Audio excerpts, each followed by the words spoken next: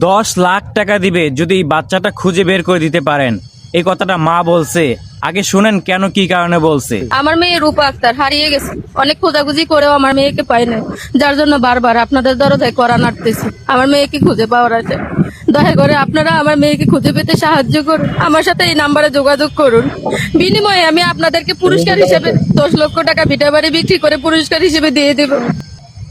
সন্তান হারানোর ব্যথা একমাত্র মা বোঝে, বাবা বোঝে, আর আল্লাহ বোঝে।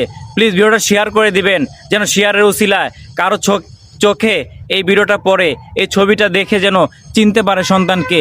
জানি না কে কোথায় থেকে এই ভিডিওটা দেখতেছে, আর আপনারা প্লিজ ভিডিওটা শেয়ার করে অন্য কাউকে দেখার সুযোগ করে দিবেন, যেন এই ভিডিওটা দেখে তার সন্তানকে খুঁজে পায়।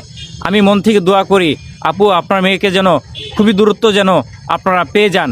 আমি জানি না কবে হারাইছে, কবে কি হয়েছে। এই ভিডিওটা দেখে অনেক কষ্ট লাগলো। এই সন্তান যার নাই, একমাত্র মা ছাড়া আর কেউ বোঝে না। প্লিজ ভিডিওটা শেয়ার করে দিবেন আপনারা।